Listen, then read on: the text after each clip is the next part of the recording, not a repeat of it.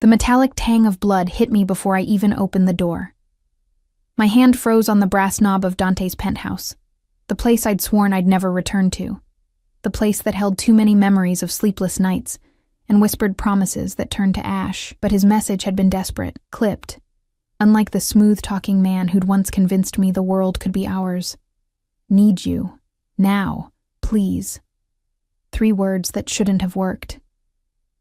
3 words that pulled me across the city at midnight, my heart hammering against my ribs like a caged bird that remembered its prison too well. The door swung open before I could knock. Silence greeted me. Heavy, suffocating silence that tasted of gunpowder and something darker. The penthouse that had always gleamed with cold perfection now looked like a crime scene painted in shadows. Moonlight sliced through the floor-to-ceiling windows, illuminating the wreckage. Overturned furniture, shattered glass scattered across marble floors like deadly stars, and a trail of something dark leading toward the nursery. Dante? My voice cracked, barely a whisper. No answer. My sneakers crunched over broken crystal as I moved deeper into the apartment, every instinct screaming at me to run. But then I heard it. A sound that froze the blood in my veins. Crying. Not one voice, but 2, the twins. I ran. The nursery door stood ajar, and what I saw behind it would be seared into my memory forever. Dante sat slumped against the wall beneath the window, his usually pristine white shirt soaked crimson across his left shoulder and ribs. His face, that beautiful, cruel face that had haunted my dreams for 6 months, was pale as death, sheened with sweat that caught the dim glow of the nightlight shaped like a crescent moon. But his arms cradled Marco and Lucia with a gentleness that made my chest constrict. The 4-month-old twins were red-faced and wailing, their tiny fists beating against his blood-stained chest, and he was singing. Barely audible, his voice rough as gravel, but singing nonetheless. An Italian lullaby his mother had sung to him. Oh my God. The words ripped from my throat. His eyes, those steel-gray eyes that had once looked at me like I was the only woman in the world, snapped to mine. For a moment, I saw relief flash across his features before his jaw tightened, that familiar mask of control sliding back into place even as he bled out on the nursery floor. You came. It wasn't a question. He'd known I would. Bastard. You're shot. I dropped to my knees beside him, my hands hovering uselessly over the wounds. There was so much blood. Too much. It pooled beneath him, seeping into the plush cream carpet, and I could see his shirt was shredded, like something, or someone, had torn through it. We need to call 911. We need... No hospitals. His hand shot out, catching my wrist with surprising strength. His fingers were slick with blood, and I could feel his pulse racing against my skin. No police. You need to take them, Elena. Take the twins and go. Are you insane? You're dying. I've handled worse. A lie. I could see it in the tightness around his eyes, the way his breathing had gone shallow and rapid. There's a bag in my closet, black duffel. Cash, passports, everything you need. Take them to the address inside. Tell Sophia. I'm not leaving you here to bleed out. My voice rose and Lucia's crying intensified. Instinctively, I reached for her, lifting her from Dante's weakening grip. She was warm and solid against my chest, her tears soaking into my sweater, and the familiar weight of her made something inside me crack open. These babies. I'd held them hours after they were born, had watched Dante cradle them with wonder in his eyes, had felt my heart shatter when he'd pushed me away 3 months later, without explanation. Marco wailed louder, his face scrunched and purple with distress. Give him to me, I said, reaching for the boy with my free arm. Dante tried to hold on, but his strength was failing. I saw the moment he had to let go, saw the agony that crossed his face, and it wasn't from the bullet wounds. With both twins against me, I stood on shaking legs. Where's your phone? I'm calling for help. Elena. My name on his lips was a command and a plea. You don't understand what you're walking into. Those men, they'll come back. When they do. What men? What the hell happened here? His laugh was bitter, wet. You really don't know, do you? After everything, you still... He coughed, and blood flecked his lips. The sight made my stomach turn. Get the bag. Get them out. I'll handle this. You'll die, that's what you'll do. Tears burned my eyes, blurring his form into a watercolor of crimson and shadow. Just tell me what's happening. Please. You owe me that much. For a long moment, he just looked at me. Really looked at me. The way he used to when we'd lie tangled in his sheets at dawn. When he'd trace my face like he was memorizing something precious. Then his hand moved, slowly, painfully, reaching into his jacket. I tensed, expecting a weapon, but what he pulled out was worse, a badge. Not a police badge, I knew those. This was different. Black leather, embossed with a symbol I didn't recognize, a crowned serpent coiled around a dagger. I'm not who you think I am, he said quietly. I never was. The twins' crying had reduced to hiccuping whimpers against my shoulders, but I barely noticed. My brain was trying to process his words, the badge, the military precision of the bullet wounds, the way he'd said no police, like it was the most natural thing in the world. What does that mean? It means the man you fell in love with doesn't exist, Kara. It means those babies you're holding have a target on their backs the size of Manhattan. It means... He stopped, his eyes focusing on something behind me. Every muscle in his body went rigid. Get down. I didn't think. I just moved, dropping into a crouch behind the overturned rocking chair, tucking the twins against me as tightly as I dared. My heart was a war drum in my ears, drowning out everything except the twins' frightened breathing and the sound of footsteps in the hallway. Heavy footsteps. Multiple sets. Dante was moving too, impossibly, dragging himself upright with one hand braced against the wall. I watched in horrified fascination as he pulled a gun from an ankle holster I'd never known existed. How had I never known? And checked the chamber with practiced efficiency. His face had gone blank, emotionless, transformed into something cold and lethal that I didn't recognize. This wasn't the man who'd cooked me breakfast in silk pajama pants. This wasn't the man who'd cried when the twins were born. This was someone else entirely. When I say, run, he murmured, his voice barely audible. You take them and you go out the service entrance. There's a car waiting 2 blocks south. Black Mercedes, license plate 7 King 4 9 Romeo. Driver's name is Santos. He'll get you out of the city. Dante. Promise me, Elena. He looked at me then, and I saw something raw and desperate in his eyes. Promise me you'll keep them safe. No matter what you hear, no matter what happens, you don't look back. You run, and you don't stop running until Santos says it's safe. The footsteps were getting closer. I could hear voices now, speaking in rapid Italian, and the sound of metal scraping against metal. They were checking rooms. Hunting. I don't understand any of this, I whispered, and I hated how my voice shook. I don't know who you are. I'm the man who loves you. Simple. Devastating. I'm the man who's loved you since the moment you spilled coffee on my Armani suit in that cafe and told me to watch where I was going. I'm the man who would burn the whole world down to keep you safe. His smile was sad, knowing.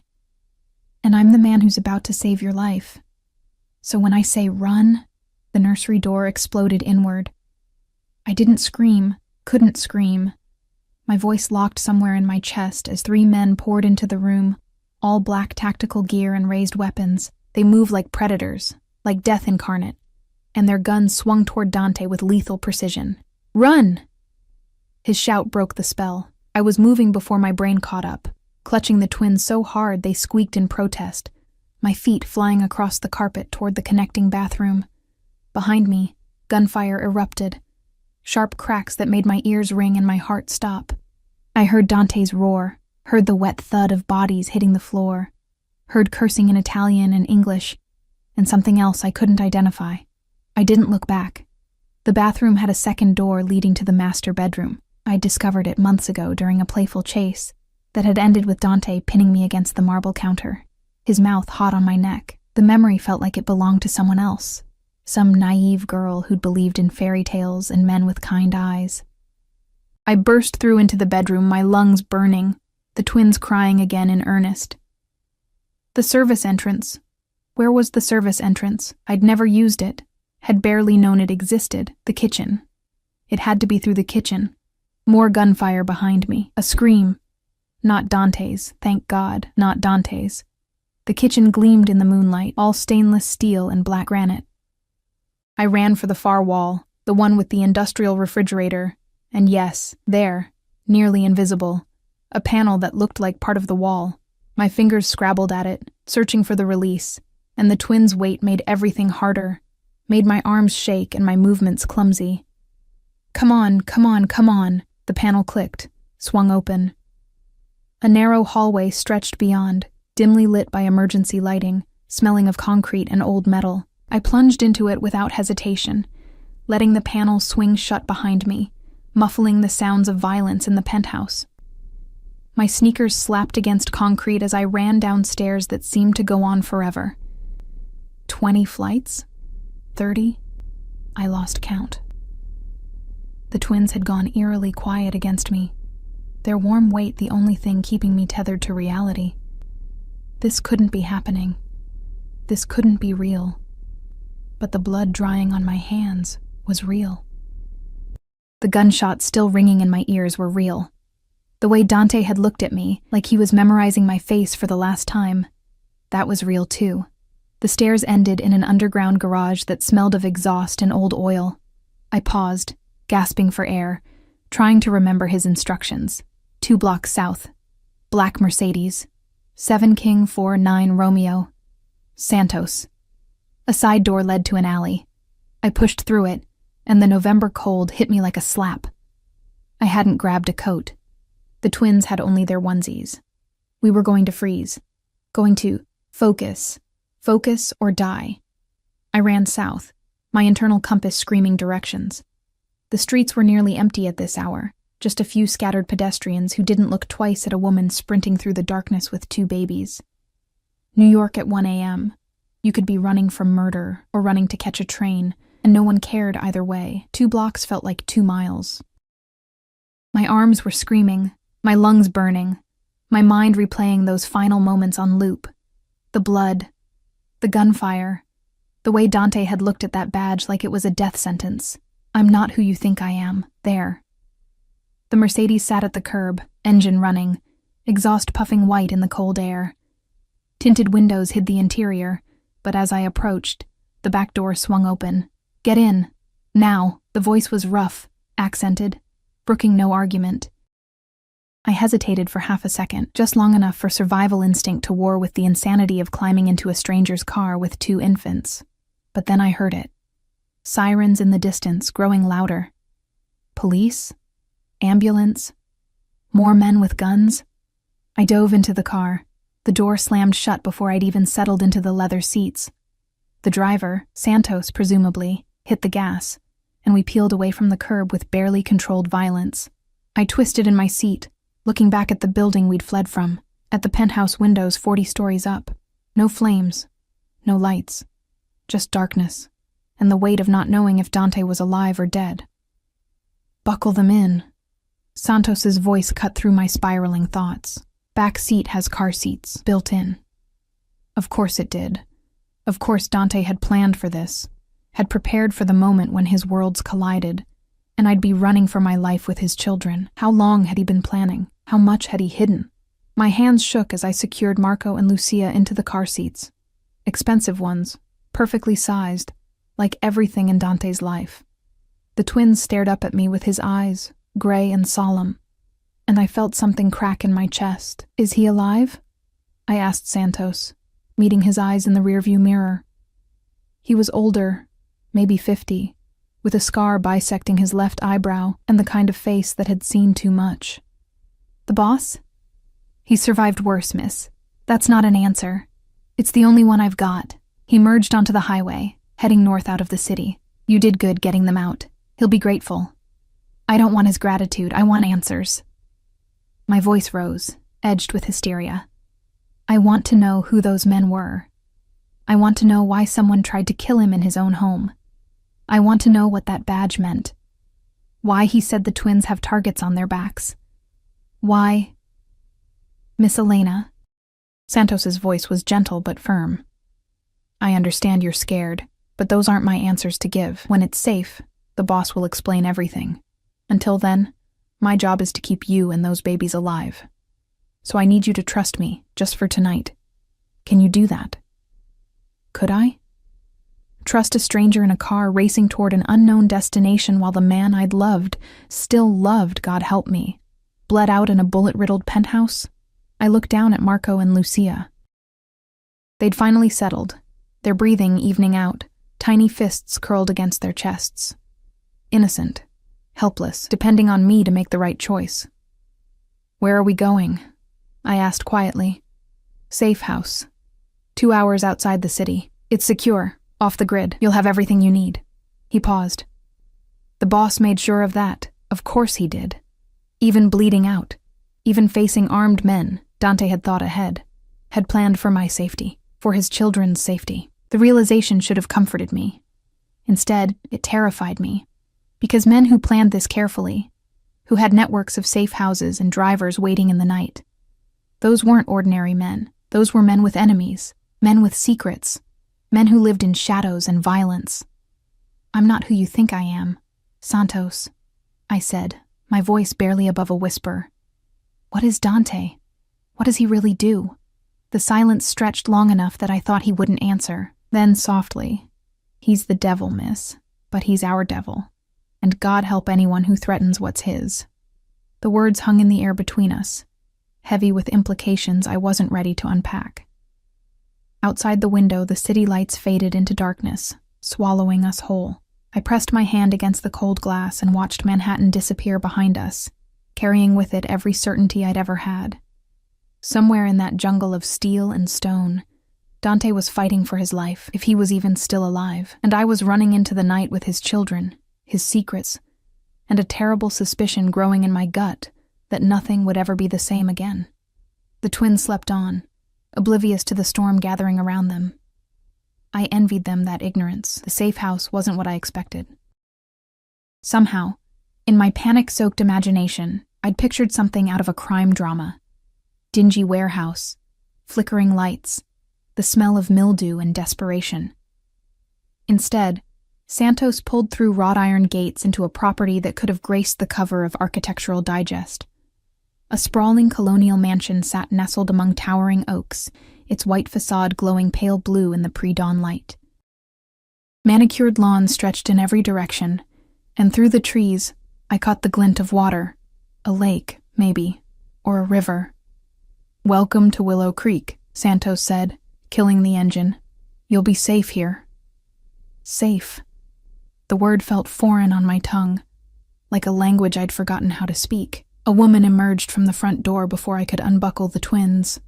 Tall, elegant, maybe 60, with silver hair twisted into an elaborate bun. She wore slacks and a cashmere sweater despite the hour, moved with the kind of grace that spoke of ballet training or finishing schools. Her eyes swept over the car, taking in every detail with clinical precision before settling on me through the window. "That's Sophia," Santos said. "The boss is, well, she runs things when he can't, the boss. Not Dante. Not the man I'd known, or thought I'd known. Already he was becoming something else in my mind. A title, a position, a stranger wearing a familiar face. Sophia opened my door before I could gather the courage. Her perfume hit me first, jasmine and something darker, wood smoke maybe, expensive and understated. Up close, I could see the hardness in her eyes, the set of her jaw that suggested she'd seen horrors I couldn't imagine and survived them all. Elena. Not a question. She knew who I was. "Let me take one of the babies. You look ready to collapse." I should have argued. Should have held tight to Marco and Lucia like they were the only solid things in a tilting world. But my arms had gone numb somewhere around mile marker 40, and when Sophia reached for Lucia with practiced hands, I let her go. The baby settled against Sophia's shoulder without protest, and something about that casual acceptance made my throat tighten. How many babies had this woman held? How many frightened mothers had she ushered through these doors in the dead of night? "Come inside," Sophia said, already moving toward the house. "We'll get them fed and settled, then we'll talk." The interior matched the exterior, all crown molding and hardwood floors, crystal chandeliers catching the soft glow of table lamps. But underneath the elegance, I noticed other details. Security cameras in every corner, reinforced doors, windows with shutters that looked bulletproof. This wasn't just a house. It was a fortress dressed in silk and sophistication. Sophia led me upstairs to a nursery that made my chest constrict. 2 cribs stood against the far wall, already made up with fresh linens. A changing table stocked with diapers, wipes, powder. A rocking chair by the window, shelves lined with bottles, formula, everything we'd need. He'd prepared this. Dante had prepared all of this, had this room ready and waiting for a disaster he'd seen coming. "How long?" I asked, my voice cracking. "How long has this room been ready?" Sophia's expression softened fractionally. "Since the day the twins were born. Mr. Rossi believes in contingency plans." Mr. Rossi. Another title. Another layer of distance between the man I'd loved and whoever he really was. The twins woke hungry and furious about it. For the next hour, I fell into the familiar rhythm of bottles and burping, diaper changes and soft humming. Sophia moved around me with quiet efficiency, heating formula to the perfect temperature, producing clean clothes that fit the babies perfectly, never asking questions or demanding explanations, just helping. By the time both twins were clean, fed, and drowsing in their cribs, exhaustion had turned my bones to lead. I stood watching them sleep, my hand pressed against the crib rail, trying to reconcile the peaceful scene with the violence we'd fled. "Come," Sophia said from the doorway. "They'll sleep for a few hours. You need food, a shower, and answers, in that order." I followed her downstairs to a kitchen that belonged in a cooking show. All marble counters and professional appliances. She pointed me to a chair at the breakfast bar, then set about making coffee with movements that spoke of ritual, of comfort found in routine. The smell alone nearly made me weep. "Drink," she said, sliding a mug across the granite. "Then eat." A plate appeared next. Eggs, toast, bacon, like she'd conjured it from thin air. "Then we'll discuss what happens next." I wrapped my hands around the mug, letting the heat seep into my frozen fingers. "Is he alive?" "Yes." The relief hit so hard I had to close my eyes against it. "How do you know?" "Because if Dante Rossi was dead, the entire eastern seaboard would be in flames right now." Sophia settled across from me, her own coffee untouched. "He was moved to a secure medical facility an hour ago. Stable. 2 bullets removed, one still lodged near his spine but not life-threatening. He'll live." "Who shot him?" "That's complicated. Everything about tonight has been complicated." My voice rose, and I forced it back down. The twins were sleeping. Couldn't wake the twins. "I deserve answers, Sophia. I deserve to know why I just spent 2 hours running through the night with 2 babies while the man I stopped. While Dante bled out on a nursery floor." Sophia studied me over the rim of her cup, those sharp eyes cataloging every micro-expression. Finally, she nodded. "You're right. And Dante would want you to know, especially now. Especially since..." She paused. "Since you're tied to this family whether you want to be or not. What does that mean?" "It means the moment you walked into that penthouse tonight, you became a target. It means the people who came for Dante know about you, know you have his children, and will use that knowledge however they can." She leaned forward. "Elena, I need you to understand something. Dante Rossi isn't just some wealthy businessman with shady connections. He's the head of the Rossi crime family, has been since his father died 3 years ago." The words landed like physical blows. Crime family. Mafia. The badge. The guns. The way Santos had called him the boss, like it was a royal title. "No." I shook my head. "No, he worked in real estate, property development. He showed me contracts, took business calls. He does work in real estate. It's an excellent front for money laundering." Sophia's voice was gentle but relentless. "The Rossi family controls most of the construction and development in New York, half the docks, significant portions of the entertainment industry. They've been building their empire for 4 generations. Dante inherited all of it when his father was killed. Killed, not died. Killed. I would have known," I whispered. "I would have seen something, some sign. He's very good at compartmentalizing." Most people who work for him have no idea who he really is. He keeps his world separate, keeps the people he cares about away from the violence. Her expression hardened. Until 6 months ago, when Alessandro Marino's men tracked you to your apartment. The room tilted. I gripped the counter to steady myself. What? The men who've been watching your building, the black sedan that followed you to work twice last week. You noticed them, didn't you? Felt eyes on you? I had. God, I had noticed.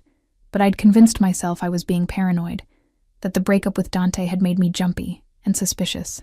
Who is Alessandro Marino, Dante's rival, head of the Marino family, and the man who wants the Rossi Empire for himself? Sophia's jaw tightened. He's been trying to find leverage against Dante for years, and then you happened. I don't understand. You made Dante vulnerable. You and those babies upstairs. You're his weakness. Alessandro has been waiting for an opening like this. She paused. That's why Dante pushed you away, not because he stopped loving you, but because loving you put you in danger. The pieces clicked together with sickening clarity. The sudden coldness after the twins were born. The way Dante had stopped taking my calls, had his assistant turn me away at his office.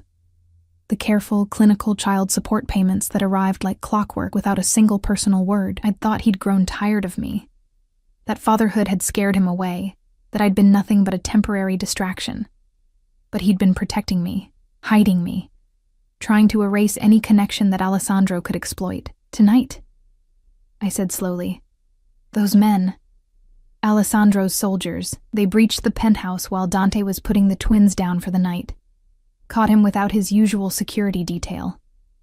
Sophia's expression turned grim. They were supposed to kill him and take the babies. Use them as leverage to force what's left of the Rossi family to surrender territory. Ice flooded my veins. They wanted to kidnap Marco and Lucia? Yes. And if you hadn't arrived when you did, she didn't finish. Didn't need to. I thought of Dante, bleeding and dying, still holding his children, still singing to them. He'd been buying time, I realized.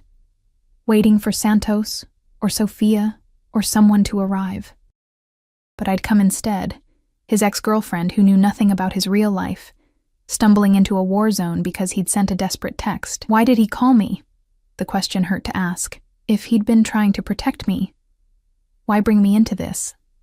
Sophia's expression softened. Because in that moment, with bullets flying and his security scattered, you were the only person he trusted completely. The only one who couldn't have been compromised, bought, or turned. He knew you'd die before you let anything happen to those babies. She was right. God help me. She was right. I barely knew those children, had seen them only 3 times since birth. Brief visits Dante had allowed under Sophia's supervision. But the moment I'd heard them crying, every protective instinct I possessed had roared to life. What happens now? I asked. Now we wait. Dante recovers. Alessandro makes his next move. And you? Sophia's eyes bored into mine. You decide if you're running or fighting. I'm not a fighter. I'm a graphic designer who lives in a studio apartment and whose biggest crisis before tonight was a client who didn't like their logo redesign. You ran through a building under siege carrying 2 infants. You didn't hesitate, didn't freeze.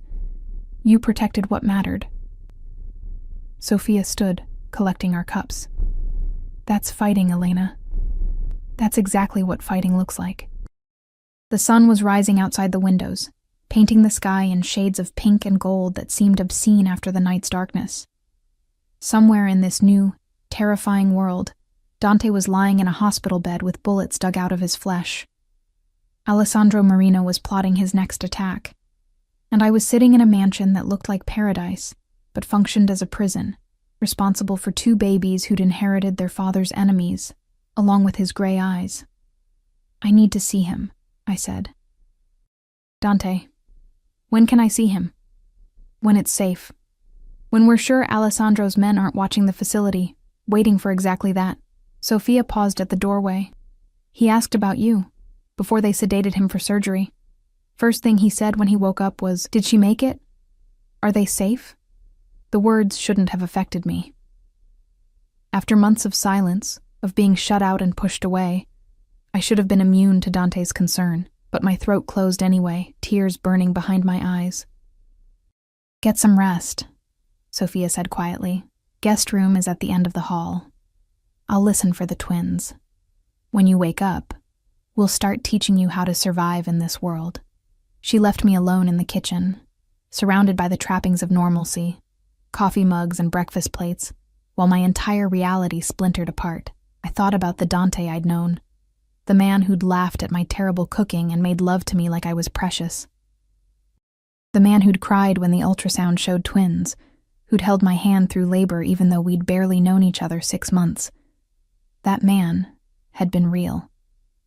I had to believe that, but he'd also been a lie, or not a lie exactly, just incomplete.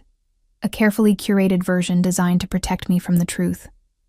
"I'm the man who would burn the whole world down to keep you safe." His words echoed in my memory, and for the first time, I understood what he'd meant.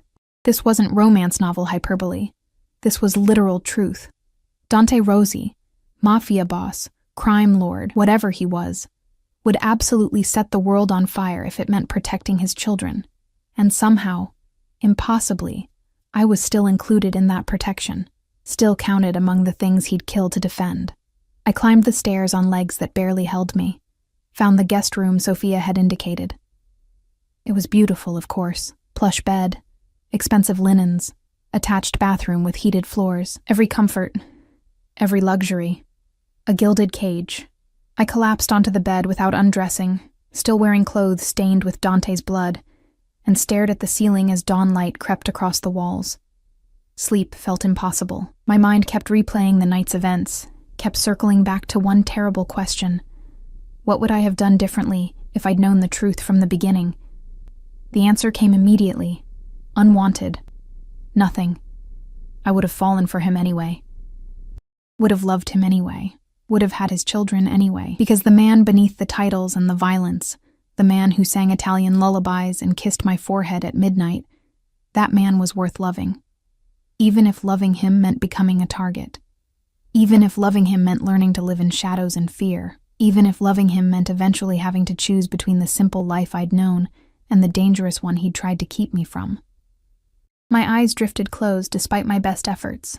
Exhaustion dragged me under, and my last conscious thought was of Dante's face as I'd run from the nursery, the way he'd looked at me like he was memorizing something he'd never see again. I'd proven him wrong. I was still here, still alive, still standing. But for how long? I woke to the sound of crying, and my own scream lodged in my throat. For a disorienting moment, I didn't know where I was. The room was wrong. Too large, too bright, sunlight streaming through windows that faced the wrong direction. Then memory crashed back like a tidal wave. The blood. The gunfire. Dante's gray eyes watching me run, the crying intensified. Marco, I thought, recognizing the particular pitch of his distress. I rolled out of bed, my body protesting every movement. Muscles I didn't know I had screaming in complaint. The clock on the nightstand read 2:47 p.m. I'd slept for almost 8 hours. I found Sophia in the nursery, rocking a red-faced Marco while Lucia dozed peacefully in her crib. The older woman looked as immaculate as she had at dawn, not a hair out of place, though exhaustion lined her eyes. "I'm sorry," I said, reaching for Marco. "I should have heard him, You needed rest." Sophia handed over the baby without argument. "You're no good to them if you collapse from exhaustion. Besides, I raised 3 children of my own.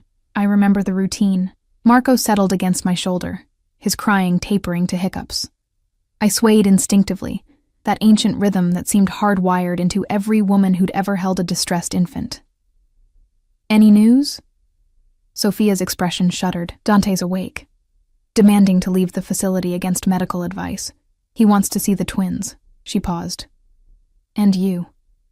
My heart stuttered. "When?" "Tonight, if the perimeter stays secure. Santos is running surveillance now, making sure Alessandro's men haven't picked up the trail." She moved to the window, gazing out at the grounds with the vigilance of a soldier scanning for threats. "But there's something you should know before you see him." The way she said it made my stomach drop. "What?" "The man who led the attack last night. Luca Marino, Alessandro's nephew. He survived. Dante didn't kill him." Sophia's jaw tightened. "Which means Alessandro knows for certain that Dante's alive and weak." He'll move fast now, try to capitalize before the Rossi family can consolidate. What does that mean for us? For the twins? It means this safe house just became the most important piece of real estate in New York. It means every man loyal to the Rossi family will be circling these walls. She turned to face me. And it means you need to decide, Elena. Right now. Are you staying or do you want out? Out. I stared at her. How would that even work? You just said I'm a target. New identity, new city. We'd set you up somewhere far from here. Seattle, maybe, or Portland. Give you a fresh start, a different name. Enough money to disappear. Sophia's voice was matter-of-fact, like she was discussing vacation plans. The twins would stay here. They're Rossis. They belong with the family. The words hit like a punch to the gut. You want me to abandon them? I want to give you a choice, the same choice Dante tried to give you 6 months ago when he pushed you away. Her eyes held no judgment, only a terrible understanding. This life, it's not for everyone. There's no shame in walking away while you still can. I looked down at Marco, his tiny fist curled against my collarbone, his breathing finally even and peaceful. Lucia stirred in her crib, making the soft mewling sounds that meant she'd wake soon wanting food. These babies, Dante's children. Part of him, but also part of me. Not by blood, but by every minute I'd spent loving him, every moment I'd imagined the future we'd never have. If I leave, I said slowly, what happens to them? They'll be raised by the family, loved, protected, given every advantage. Sophia's expression softened, but they'll grow up in this world, Elena. They'll learn to shoot before they learn algebra. They'll understand violence and loyalty and blood debts before they understand innocence. This is what it means to be a Rossi. The image she painted was horrifying and mesmerizing in equal measure.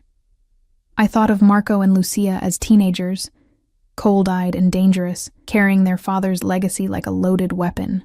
The idea made me physically ill. And if I stay? Then you fight for a different future. You fight to give them something softer, something better than what Dante had. She moved closer, her voice dropping to almost a whisper. But understand, if you stay, you're all in.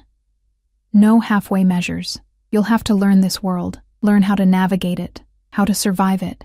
And you'll have to do it while Alessandro Marino is actively trying to destroy everything Dante's built. Why would he even want me to stay? Dante, I mean. I'm a liability. I don't know anything about... I gestured vaguely, about any of this, because he loves you. Simple. Devastating. And because those babies need someone who remembers that there's a world outside of violence and territory disputes, someone who can teach them that power doesn't have to mean cruelty. Sophia's smile was sad. Dante never had that. His father raised him to be a weapon. I'd like to think these two could have something different.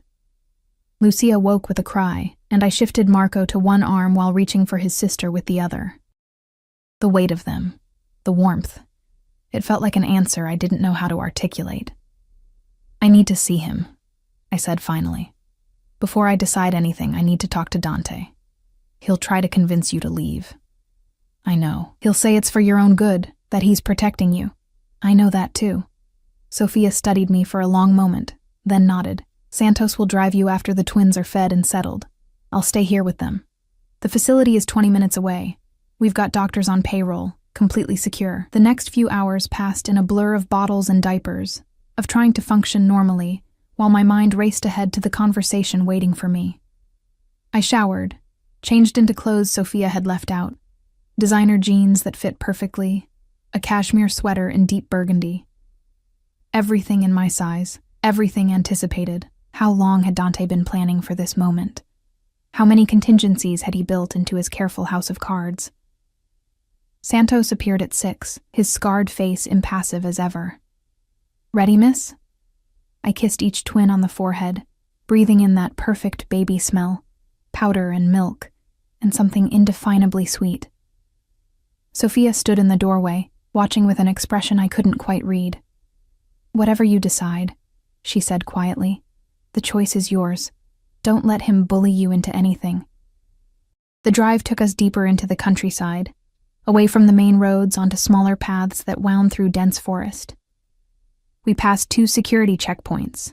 Men with earpieces and barely concealed weapons, who nodded at Santos before waving us through. Finally, we pulled up to what looked like a private estate. All stone and ivy, windows glowing warm against the gathering dusk. "3rd floor," Santos said. "Room 302. I'll wait here." Inside, the building had that antiseptic smell that all medical facilities shared, regardless of how luxurious the trappings.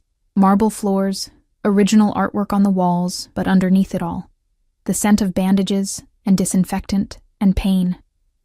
My hands shook as I approached room 302. The door stood slightly ajar, and through the gap, I could hear voices.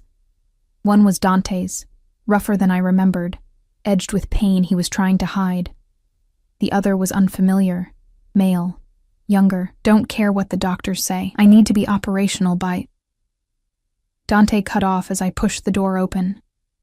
He was sitting up in bed despite the IV line trailing from his arm, his torso wrapped in bandages that showed bright against his olive skin. He'd lost weight in just 24 hours. Or maybe it was the pallor that made him look gaunt, sharpened all his features into something fierce and hungry. But his eyes, those steel-gray eyes that had haunted my dreams, they hadn't changed at all. They locked onto me with an intensity that stole my breath. Elena. My name was prayer and curse, relief and agony all tangled together. The other man, barely more than a boy really, maybe 25 with nervous energy radiating off him, practically jumped to attention. "I'll give you privacy, boss." He fled, leaving us alone in the sterile room with its beeping monitors and the weight of 6 months' worth of unspoken words pressing down like a physical force. "You came," Dante said, and his voice cracked on the words. "I thought, after everything, I thought maybe you'd take the out Sophia offered. She told you about that?" I ordered her to offer it. He tried to shift, winced, pressed a hand against his ribs. "You should take it, Kara. You should run as far and fast as you can and never look back. Is that what you want?" "What I want." A bitter laugh that turned into a cough. "What I want is irrelevant. What matters is keeping you safe." I moved closer to the bed, close enough to see the fine tremor in his hands, the way his pupils were slightly dilated. Pain medication, probably. Fighting a losing battle against whatever agony he was suppressing. "You don't get to make that choice for me. Not anymore." "Elena." "No. You had your chance to make decisions for both of us. You pushed me away, cut me out, treated me like I was something disposable." My voice was steady, despite the tears burning my eyes. "Now it's my turn. So I'm going to ask you something, and I need the truth. Not the version you think will protect me. The actual truth." He stared at me, war playing out across his features. Finally, he nodded. "Do you love me?" The question hung between us, sharp as broken glass. "Yes." No hesitation. "God help me, yes. I've loved you since that first day in the cafe. I loved you through every moment I had to pretend I didn't. I loved you when I sent you away, when I ignored your calls, when I—" His voice broke. "When I destroyed us to keep you safe. It didn't work." I sat on the edge of the bed, careful not to jostle him. "Alessandro found me anyway. Your plan failed." "I know." The admission seemed to cost him. I underestimated his reach, his obsession with destroying me. And now you and the twins are in more danger than if I'd just— He stopped, jaw clenching. "I made the wrong choice. I see that now. So let me make the right one." I reached for his hand, laced my fingers through his. His skin was fever warm, rough with calluses I'd forgotten about. "Tell me everything. The family, the business, Alessandro, all of it. No more protection, no more lies. Just truth. Elena, if you know too much, there's no going back. You become complicit. I became complicit the moment I walked into that penthouse, the moment I ran with your children." I squeezed his hand. "I'm already in this, Dante. The only question is whether I'm stumbling blind or fighting with my eyes open." He searched my face for a long moment, and I watched him make the decision, saw the exact instant he stopped trying to shield me and accepted me as an ally instead of a liability. "My family has controlled New York's underworld for 4 generations, he began, his voice low and measured. "Construction, shipping, entertainment. We have legitimate businesses fronting for money laundering operations. We also control most of the drug trade coming through the ports, though I've been trying to shift away from that. Too much heat, too much violence. I listened, absorbing information that should have horrified me, but somehow just felt like puzzle pieces clicking into place. Alessandro Marino runs a rival family. Smaller, more vicious, less concerned with discretion. He's been trying to take our territory for years, but the old rules kept him in check. You don't attack a made man without justification. You don't target families. Dante's expression darkened, but 6 months ago, he found out about you, about the pregnancy. How? Someone in my organization talked. I still don't know who. The fury in his voice was cold, controlled. Alessandro saw an opportunity. He started following you, gathering information, waiting for the right moment to strike. I knew if he saw me with you, if he understood how much you meant to me. He trailed off. So you pushed me away. I tried to make it look like you were nothing. A brief affair, meaningless. I thought if I was cold enough, cruel enough, he'd lose interest. His thumb traced circles on my palm. But then the twins were born, and they're Rossi's, Elena. They carry my blood. That alone makes them valuable to him. As hostages, as leverage, as future soldiers if he could turn them against me. The casual way he discussed his children being used as weapons made my stomach churn. And last night, he got bold. Thought he could end this war in one move. Kill me, take the twins, force what's left of my family to surrender. Dante's smile was sharp and terrible. He miscalculated. You almost died, but I didn't. And now he's shown his hand, broken the old rules, which means I'm no longer bound by them either. The promise in his voice was darker than any threat. He wanted a war. Now he'll get one. And me? The twins? We're just, collateral damage? No. The word was absolute. You're the reason I'll win. Alessandro thinks you're my weakness, but he's wrong. You're my strength. Dante lifted my hand to his lips, pressed a kiss to my knuckles that felt like a vow. If you stay, if you choose this, I will burn his empire to ashes. I will hunt every man who threatened you. I will build you a world where our children can grow up safe, even if I have to destroy everything else to do it. There it was again. That promise of apocalyptic devotion. The kind of love that built kingdoms and raised cities, that made men into myths and women into legends. I should have been terrified, should have run screaming from this room, from this man, from this life that promised nothing but violence wrapped in silk sheets. Instead, I leaned forward and kissed him. His response was immediate and desperate, his free hand tangling in my hair, pulling me closer despite the pain it must have caused him. He tasted like copper and antiseptic, and underneath it all, like home. Like every morning I'd woken in his arms, every midnight conversation. Every moment I'd convinced myself I'd imagined the connection between us. When we broke apart, both breathing hard, his forehead rested against mine. I'm staying, I whispered. But not because you're promising me protection or revenge or whatever romantic gesture you think will keep me here. Then why? Because those babies deserve a mother who'll fight for them. Because you deserve someone who won't abandon you when things get ugly. And because... I pulled back just enough to meet his eyes. Because I'm not the same woman you pushed away 6 months ago. That woman was naive enough to believe you when you said you didn't love her. This woman knows better. Something shifted in Dante's expression. Surprise, wonder, and something that looked almost like fear. Elena, I can't guarantee your safety. I can't promise you'll survive this. I know, but at least I'll survive it on my own terms. I stood, squeezing his hand one last time. Now rest. Heal. Because when you get out of here, you're going to teach me everything I need to know to protect our family. Our family. He tested the words, and a small, genuine smile touched his lips. I liked the sound of that. So do I. I made it to the door before he called my name. Elena, thank you. For running, for saving them, for... His voice roughened. For still being here. Thank me by winning this war, I said without turning around. And by making sure Marco and Lucia grow up knowing their father. The drive back to the safe house felt different than the journey there. The darkness outside the windows was still the same, the armed checkpoints just as ominous. But inside me, something had crystallized into sharp, clear purpose. I'd made my choice. Now I had to live with the consequences. Sophia was waiting in the foyer when I arrived, her knowing eyes reading my decision before I spoke a word. "I'm staying," I told her. "Whatever it takes, whatever I need to learn, I'm all in."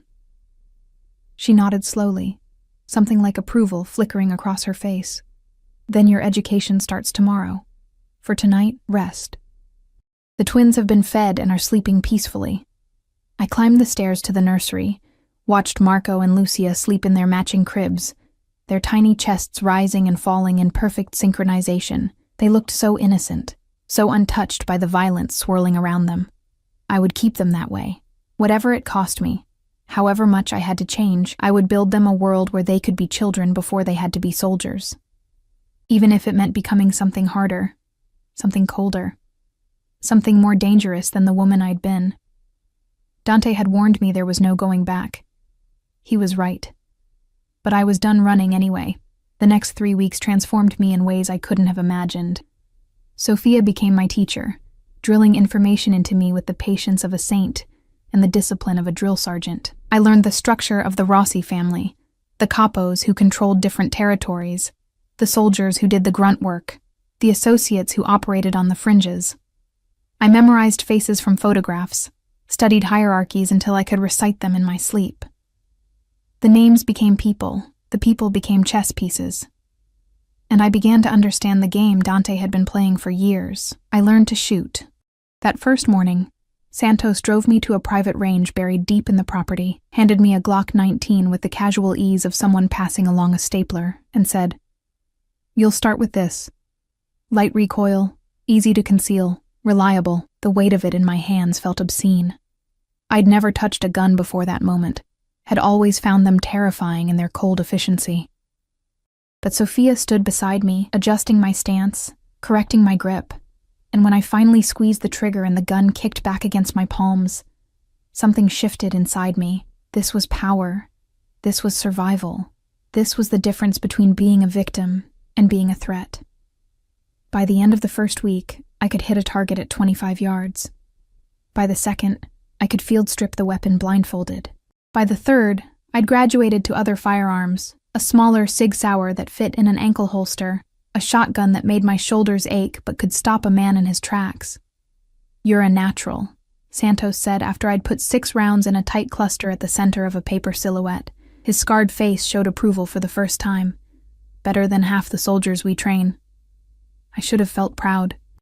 Instead, I felt hollow, watching the woman I'd been, the graphic designer who'd worried about font choices and color palettes, disappear behind the woman I was becoming. But the twins kept me grounded. Every morning, I woke to their cries, fed them, changed them, sang them the same Italian lullaby Dante had sung that terrible night. Marco was already showing signs of his father's temperament, serious, watchful, studying my face with those gray eyes like he was cataloging every detail. Lucia was softer, quicker to smile, but I caught glimpses of steel beneath the sweetness. These children would be formidable one day. I just wanted them to be children first. Dante called every night at 8 p.m. exactly. Sometimes the conversations lasted minutes, sometimes hours. He was healing faster than the doctors predicted. Pure stubbornness, Sophia said, already conducting business from his hospital bed. His voice grew stronger each time we spoke, the rasp of pain fading into something harder and more dangerous. "Alessandro's getting desperate," he told me on day 16. "He's lost 2 shipments to the FBI in the last week. Someone's feeding them information." Someone from his organization, someone from mine. The admission was bitter. "He's got a plant somewhere in my family, Elena. Someone high enough to know about operations, to sabotage them. I need to find them before they do more damage." I curled into the leather armchair in the study, the twins asleep upstairs, and listened to him strategize. He talked to me differently now, not like someone to be protected, but like a partner, an equal. He asked my opinion on things, valued my outside perspective. What if you're looking at it wrong? I said during one of these conversations. What if it's not someone close to you, but someone close to Alessandro? A double agent? Silence on the other end. Then, explain. You said Alessandro's operations are sloppier, more violent. What if someone inside his organization is sick of it? What if they're feeding information to both sides, giving the FBI just enough to hurt him, while also funneling intel to whoever your plant is? That would require incredible discipline and a death wish. But I could hear the wheels turning in his mind. Though it would explain some inconsistencies. The timing of certain leaks, the selective nature of what's being exposed. Just a thought. It's a good thought. His voice softened. You're good at this, Kara. Strategy. Analysis. You see patterns I miss. The compliment warmed something in my chest that I'd thought had gone cold. I had a good teacher. Sophia's been drilling organizational theory into me for 2 weeks straight. Sophia likes you. That's rare. A pause. She thinks you'll be good for the family, good for me. And what do you think? I think I don't deserve you, but I'm selfish enough to keep you anyway. On day 20, Dante came home. I was in the nursery when I heard the cars, multiple engines, the crunch of gravel, car doors slamming in quick succession. My hand went instinctively to the Sig Sauer holstered at my ankle before Sophia's voice carried up the stairs. He's here. I lifted Lucia from her crib, settled Marco on my other hip. I'd gotten stronger, could carry both now without my arms screaming, and descended the stairs with my heart trying to climb out of my throat. Dante stood in the foyer surrounded by men in dark suits. He looked thinner than I remembered, moving with a careful stiffness that suggested pain he refused to acknowledge. But he was alive, whole. And when his eyes found mine on the landing, everything else faded to background noise. Elena. And just my name, but it carried the weight of everything. Relief, longing, possession, promise. The twins recognized him immediately. Marco made an excited gurgling sound, tiny hands reaching out, and Lucia's face split into a gummy smile. I descended the rest of the stairs, and Dante met me halfway, his hands gentle but urgent as he took Marco from me. Hey, little man, he murmured, pressing his face to Marco's dark hair. I missed you. Missed you so much. His men discreetly filed out, giving us privacy. Even Sophia disappeared, leaving the four of us alone in the grand foyer with its chandelier throwing prisms across the walls. Give me Lucia too, Dante said, his voice rough. I hesitated. You shouldn't be carrying both of them. Your injuries. I need to hold my children, Elena. Please. I passed Lucia over, watched him settle both twins against his chest, despite the way his jaw tightened with pain. He closed his eyes, breathing them in, and I saw his hands shake slightly. This man who'd killed people, who commanded an empire built on violence, he was trembling because he was holding his babies. I thought I'd lost them, he whispered. When those men broke in, when I couldn't stop them all, I thought this was it. I thought they'd take my children and I'd never see them again. I moved closer, pressed my hand against his back, felt the tension thrumming through him. But you did stop them. You saved them. We saved them. He opened his eyes, found mine. If you hadn't come when you did, but I did. And we're all here now, all safe. For how long? The question was raw. Alessandro won't stop, Elena. This was just his opening move. He'll come at us harder, smarter. And next time, I'll be ready. I said it with more confidence than I felt. Sophia's been training me. I know how to shoot now, how to identify threats. I've memorized every escape route from this house, every safe location within a 50-mile radius. I know which of your men can be trusted and which ones we're still vetting. Dante stared at me like I was speaking a foreign language. Sophia's been... what? Training me. What did you think I'd been doing for 3 weeks? Playing house? I pulled back slightly. You said if I stayed, I needed to be all in. So that's what I'm doing.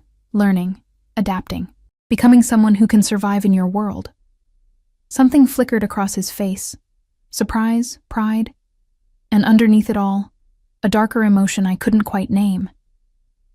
Elena, I never wanted you to have to. I know what you wanted, but what you want doesn't matter anymore. I kept my voice gentle but firm. What matters is reality, and reality is that I'm the mother of your children, whether by blood or choice. That makes me part of this family, which means I need to be able to protect them when you can't. When I can't. He tested the words. You mean when I'm dead? Don't. The word came out sharper than I intended. Don't talk like that.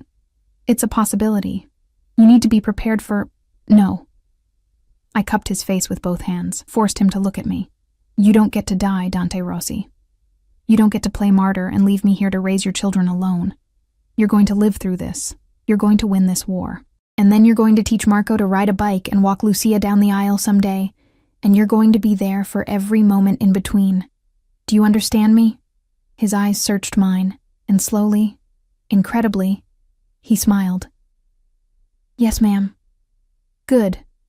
I released him, stepped back. Now give me one of those babies before you tear your stitches open. He passed Lucia over reluctantly, kept Marco cradled against his shoulder.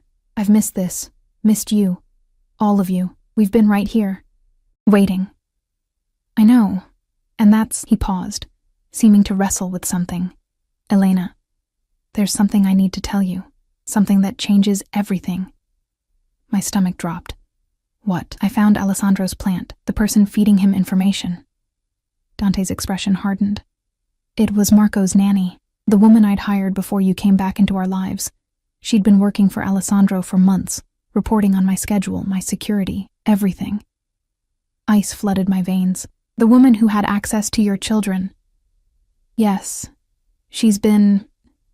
dealt with. But Elena, she wasn't just gathering information. She was the one who told Alessandro when my security would be lightest. She arranged for the attack.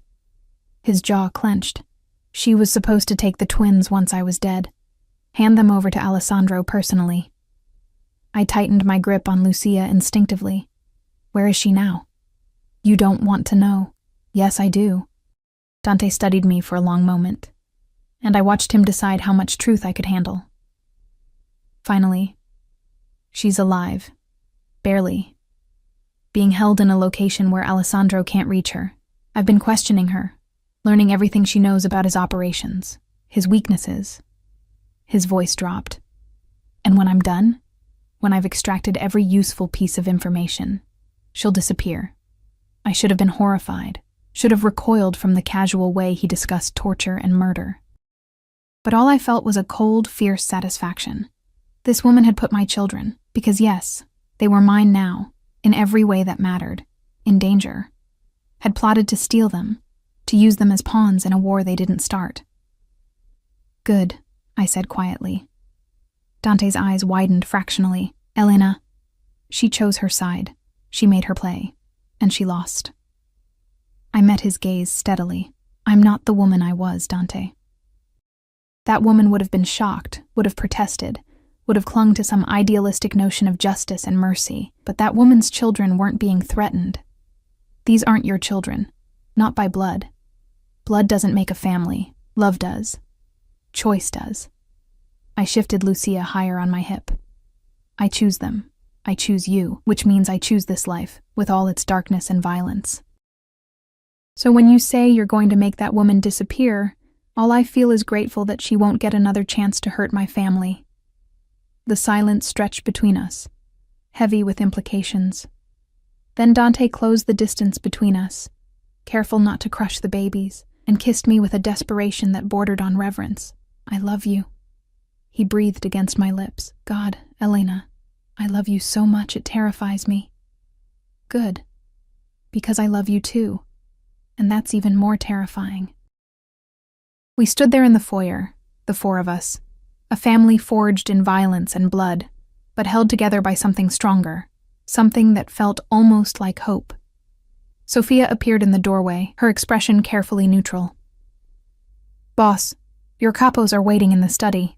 They need to brief you on the situation with the docs. Dante sighed, pressed one more kiss to Marco's forehead before reluctantly passing him to me. Duty calls. But tonight, his eyes found mine. Tonight, we talk about the future, about what comes next. Alessandro? Among other things. His smile was sharp.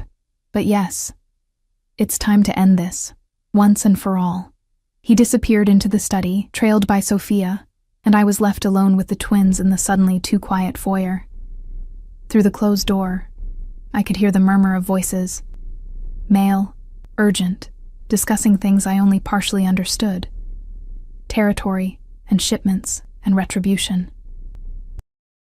I carried the twins upstairs, settled them in their cribs for an afternoon nap. They went down easily, exhausted from the excitement of seeing their father. I stood watching them sleep, these perfect, innocent creatures, who had no idea the storm gathering around them, but I knew. And I was ready. My phone buzzed. A text from Sophia. Meet me in the training room. Now. I found her in the basement range, a sleek black case open on the table beside her. Inside, nestled in foam, was a compact pistol I'd never seen before. "What's this?" I asked. "Your weapon. Custom made, fits your hand perfectly, virtually untraceable."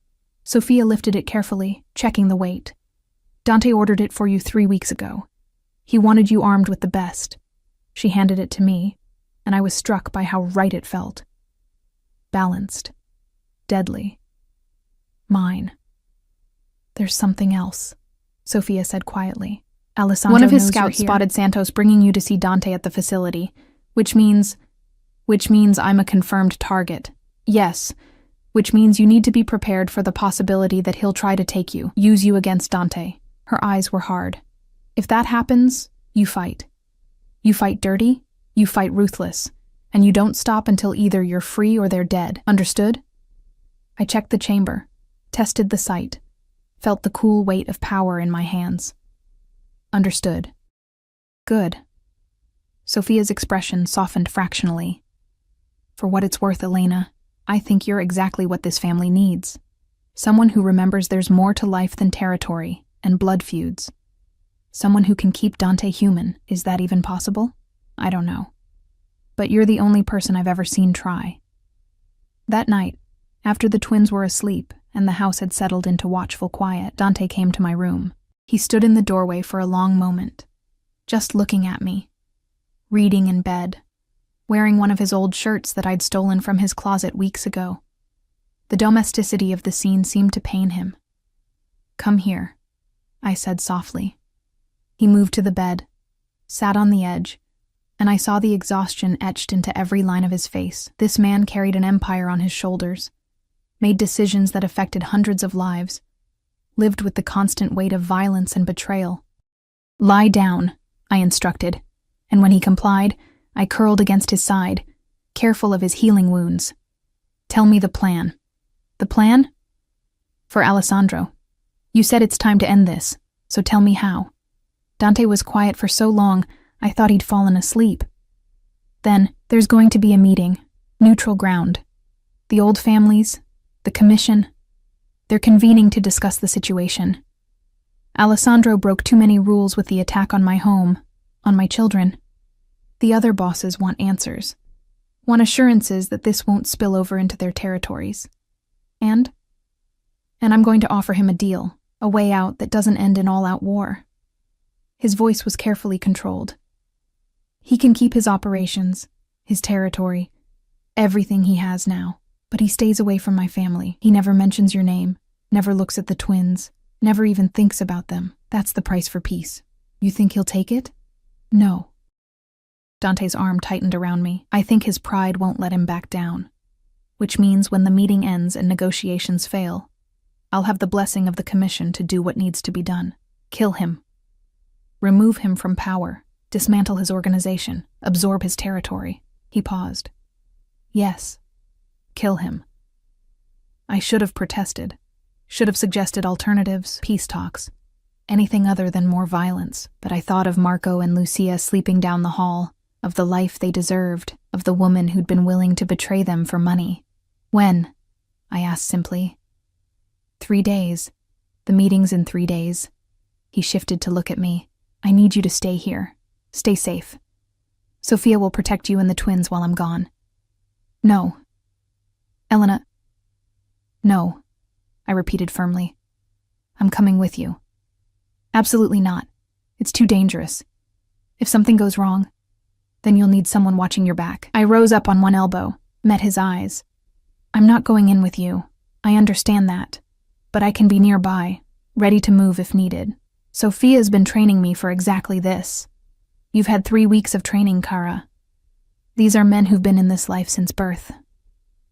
And they'll underestimate me, think I'm just your pretty accessory, something to be dismissed. I smiled without humor.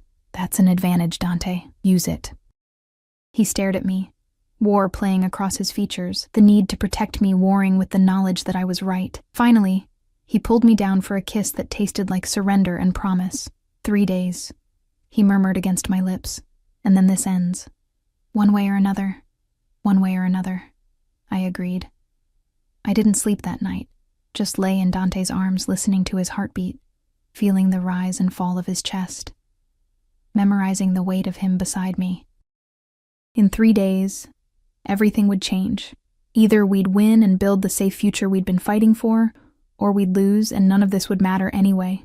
But I was done being afraid. I was done running. Whatever came next, we'd face it together. The meeting was set for midnight in a restaurant Alessandro's family had owned for 3 generations. Neutral ground, theoretically, though the irony of meeting on Marino territory wasn't lost on anyone.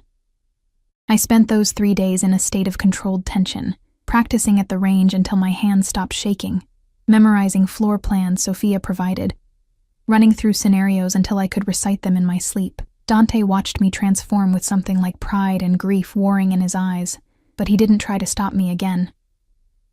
Stay in the car, he said the night before, his hands framing my face. Santos will be with you, 3 blocks away. If things go south, you run. You take the twins, and you disappear into the network Sophia's built. Promise me. I promise to keep them safe, I said carefully. That's all I can promise. He understood what I wasn't saying, that if it came down to saving him or running, I'd make my own choice in the moment. His jaw tightened, but he nodded. The night of the meeting, I dressed in black jeans and a dark sweater, the custom pistol Sophia had given me holstered at my ankle, a knife strapped to my thigh. I looked like someone playing dress-up for a heist movie, but Sophia's approving nod told me I'd gotten it right. Remember, she said, helping me into a Kevlar vest that fit under my sweater. You're not a soldier. You're not expected to fight. Your job is to observe, to be smart, and if absolutely necessary, to create a distraction. And if Dante needs me, then you do what you have to do. Her eyes were hard. But you come back to those babies, Elena, no matter what. They need their mother. I kissed Marco and Lucia goodbye, sleeping peacefully, unaware that their entire future hung in the balance of tonight's meeting. Sophia would stay with them, along with 6 armed guards. This house had become a fortress. Nothing would get through. The drive into the city felt surreal. Santos at the wheel, Dante beside him in the front seat, me in the back with 2 of Dante's most trusted men, brothers named Carlo and Enzo who'd been with the family since his father's time. They spoke in low Italian, checking weapons with casual efficiency, and I felt like an imposter in their world of controlled violence. You good, miss? Carlo asked, catching my eye in the rearview mirror. I'm good. First time's always the hardest, gets easier. I wasn't sure if that was comforting or terrifying. We parked 3 blocks from the restaurant as planned. Through the windshield, I could see the building. Old brick, unassuming, windows glowing warm against the February cold. Other cars lined the street, expensive sedans with tinted windows. The commission had arrived. Dante turned in his seat to look at me. In the dim light, his face was all sharp angles and shadows, the face of the Mafia boss rather than the man who sang lullabies to his children. Stay here. No matter what you hear, what you see, you stay in this car until Santos says otherwise. I understand. He studied me a moment longer, then leaned back, cupped my face, and kissed me like it might be the last time. When he pulled away, his eyes were molten silver. I love you. Remember that, whatever happens. Nothing's going to happen. You're going to walk in there, get the commission's approval, and walk back out. I tried to sound confident. This is just a formality. Right, a formality, but we both knew better. Dante exited the car with Carlo and Enzo flanking him, their movements synchronized, practiced. I watched them walk toward the restaurant, 3 men in dark suits who looked like exactly what they were, predators heading into a den of other predators. The door closed behind them, and the street fell silent. "Now we wait," Santos said quietly. Minutes crawled by like hours. I checked my phone obsessively, 11:47, 11:51, 11:58. Midnight came and went. The restaurant's windows revealed nothing, curtains drawn, only the faintest glow of light seeping through. At 12:17, my phone buzzed. A text from an unknown number. "He's walking into a trap. Alessandro brought guns. Get out now." My blood turned to ice. Santos. I see it. His eyes were fixed on the restaurant entrance, where 3 men had appeared, Alessandro's men. Distinctive in their cheaper suits and visible shoulder holsters, they weren't going in. They were taking up positions outside, guarding the exits. "We have to warn him," I said, already reaching for my door handle. Santos's hand shot out, gripped my wrist. "Miss, you can't. The moment you step out there, you become a target. Dante's about to be executed at a peace meeting." My voice rose. "You think I'm going to sit here while—" Gunfire erupted inside the restaurant.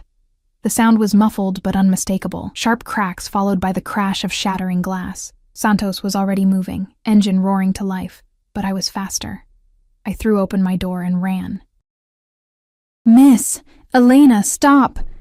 But I was already across the street, the pistol in my hand before I consciously decided to draw it, my body moving on instinct, and 3 weeks of intensive training. The men guarding the entrance spun toward me, surprise flickering across their faces before they raised their weapons. I fired first. The recoil jolted through my arms, the sound deafening in the quiet street. 1 man went down. I'd aimed for center mass like Sophia taught me, and the Kevlar probably saved him, but he stayed down. The other 2 dove for cover, giving me the precious seconds I needed to reach the door. Inside was chaos. The restaurant had been set up for the meeting. Long table in the center, chairs overturned now. The commission members scattered behind whatever cover they could find. Dante was behind the bar with Carlo, both firing at Alessandro's men, who'd apparently been hidden in the kitchen. Bodies already littered the floor, 2 of Alessandro's soldiers, and God, one of the commission bosses, an elderly man I'd memorized from Sophia's briefings. Enzo was down too, clutching his shoulder, blood spreading across his white shirt. "Elena!" Dante's roar carried over the gunfire. "What the hell are you—" I didn't answer, couldn't answer, because Alessandro himself was emerging from behind the overturned table, a gun in one hand and a smile on his face that promised death. He was younger than I expected, maybe 40, handsome in a cruel way, with dark eyes that found me immediately. "The girlfriend," he said, his voice carrying despite the chaos. "How convenient. I was wondering when you'd show up." He raised his gun. Time slowed to syrup. I saw Dante moving, saw him vault over the bar with impossible speed despite his still healing injuries, saw the desperation in his eyes as he realized he wouldn't reach me in time, saw Alessandro's finger tightening on the trigger, and I dropped to one knee and fired. 3 shots, just like Sophia had drilled into me, center mass. The first went wide, panic and adrenaline throwing off my aim. The second caught Alessandro in the shoulder, spinning him. The third hit his chest, and he went down hard, the gun clattering from his hand. The restaurant went silent, except for the ringing in my ears. Dante reached me, pulled me behind an overturned table, his hands running over me frantically. "Are you hurt? Did he hit you? Elena, talk to me. I'm fine. I'm fine." But I was shaking, the gun still clutched in my white-knuckled grip. You did good, Kara. You did so good." He pressed his forehead to mine, and I felt him trembling too. "But you were supposed to stay in the car. You were supposed to be safe. Someone texted me, said it was a trap. I couldn't—" I pulled back to look at him. "I couldn't let you die, boss." Carlo's voice cut through. "Alessandro's still alive, barely." We moved together toward where Alessandro lay gasping, blood spreading beneath him in a dark pool. His eyes found mine, filled with hatred, and something that might have been respect. "The girlfriend has teeth," he rasped. Didn't see that coming. Dante knelt beside him. All business now. Who gave the order? Who in the commission sanctioned this? Alessandro laughed, blood bubbling at his lips. No one. Did this. Myself. Couldn't let you have everything. Your empire, your family, your perfect life. He coughed, wincing. Should have just taken the deal. Yes, Dante said quietly. You should have. The commission members emerged from cover, 3 of them remaining. Old men with faces like granite, assessing the carnage with clinical detachment. The eldest, a man Sofia had identified as Don Castellano, spoke first. This was poorly done, Alessandro. Violating sacred ground. Bringing violence to a peace meeting. His voice was heavy with disappointment. You've dishonored yourself and your family. My family's dead anyway, Alessandro whispered. You think Rossi will let them survive? He'll take everything. All eyes turned to Dante. I watched him consider, watched the calculations running behind his steel-gray eyes. This was the moment. He could wipe out the Merinos completely, absorb their territory, eliminate every potential threat. His hand found mine, squeezed once. Your family can keep their operations, Dante said finally. Under new leadership, someone who understands the value of peace. Your cousin Marco? He's reasonable, isn't he? Don Castellano nodded slowly. Marco Marino is a good man. He never approved of Alessandro's methods. Then he takes over. The Marino family continues, but they stay in their territory. No expansion, no encroachment. And they never, Dante's voice turned to granite, never come near my family again. That's the deal. And if they violate it, another commission member asked, then I finish what I started tonight. But I'd rather not. Dante stood, keeping me close to his side.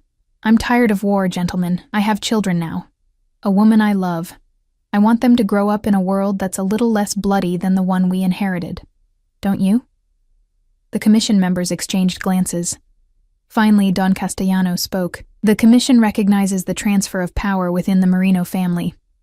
Marco Marino will be contacted and informed of the new arrangement. As for tonight's unfortunate events, his eyes swept the restaurant. This will be recorded as an internal Marino dispute. Self-defense. The authorities need not be involved. Just like that, it was over. Sirens wailed in the distance. Someone had called the police despite the commission's influence. Santos appeared in the doorway, gesturing urgently. Time to leave. We fled into the night, me pressed against Dante's side in the back of the car, both of us blood-splattered and shaking. Carlo drove with Enzo in the passenger seat, applying pressure to his shoulder wound. Behind us, the commission's cleaners were already descending on the restaurant, erasing evidence, crafting the official story. You shot Alessandro Marino, Dante said quietly as we sped through empty streets. Do you understand what that means? That I saved your life? That too. But Elena, you're in the life now. Really in it. The other families will know you pulled the trigger. You'll have a reputation. He turned to look at me. There's no going back from this. I know. And I did.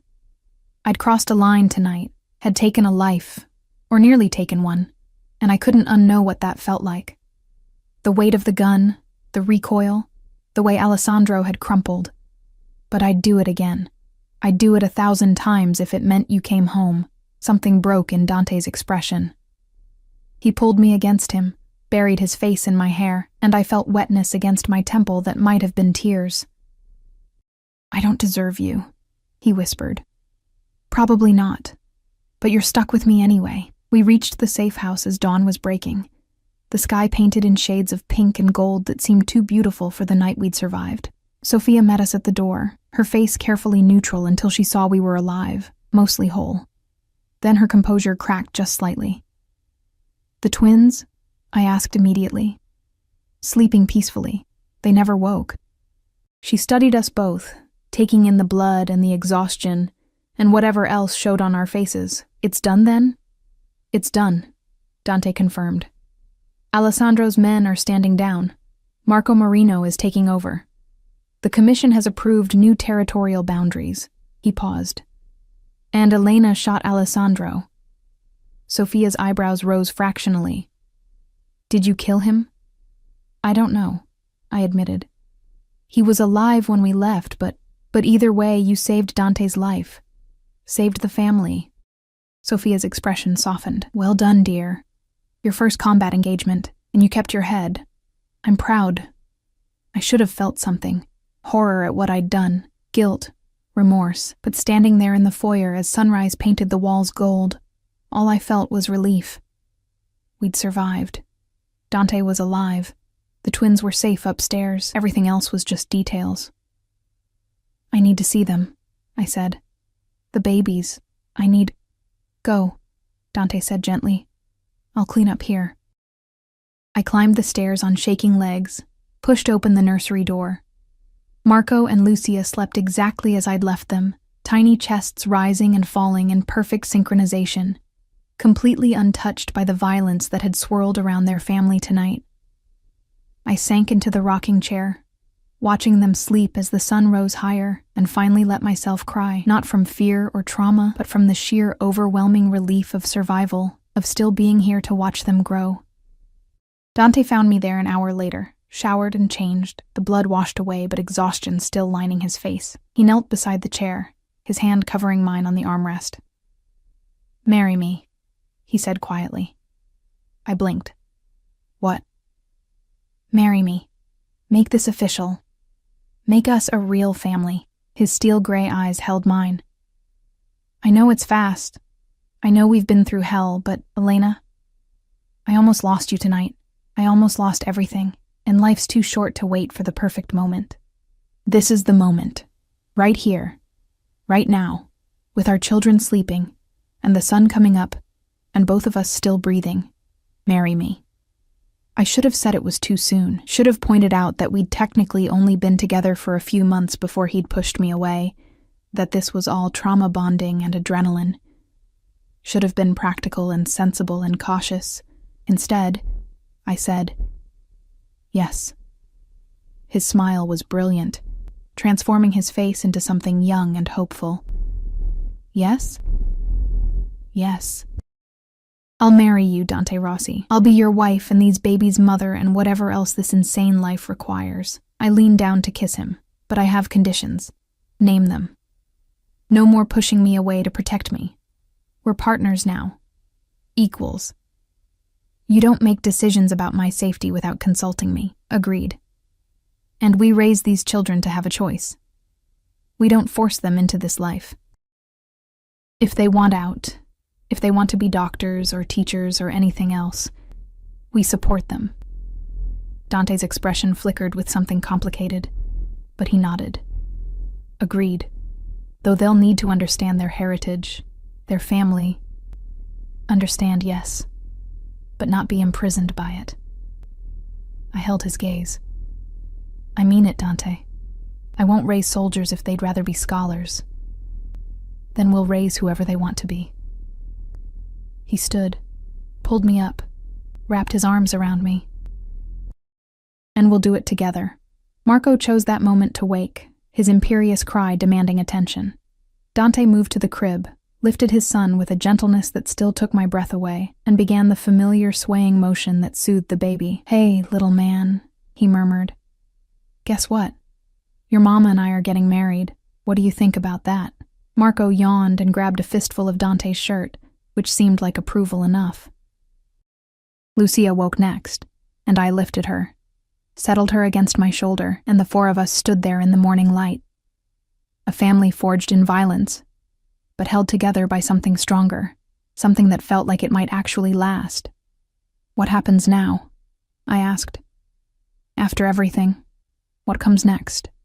Dante considered. Now. We live. We raise our children. We rebuild the family into something better than what I inherited. We find ways to make legitimate money, slowly transition out of the darker operations. He paused. We try to be happy, Elena. Despite everything, in spite of everything. We try. Just try? Trying's all any of us can do. His smile was crooked. But if anyone can pull off impossible odds, it's you. You shot Alessandro Marino on your first real engagement. I'd say that qualifies you for just about anything. Fair point. The weeks that followed settled into something almost normal. We moved back to the city, to a new penthouse with better security and no memories of blood. Dante officially announced our engagement to the family, and the response was mixed. Some of the old guard disapproved of bringing an outsider so deep into the organization. Others saw me as exactly what Dante needed, someone to humanize him, to remind him there was more to life than territory and power. I didn't care what they thought. I had Sophia's approval, and that was enough. Marco Marino sent a formal message of congratulations and a promise to honor the new territorial agreements. Alessandro had survived, barely, but he'd been stripped of power, sent into exile somewhere overseas. The Marino family was rebuilding under more reasonable leadership, and the streets of New York were quieter than they'd been in years. We were married on a cool April morning in a private ceremony at the estate, just family and the closest members of the organization. I wore a simple white dress and carried wildflowers from the property. Marco and Lucia were too young to understand, but attended anyway, dressed in matching outfits that made Dante's eyes suspiciously bright.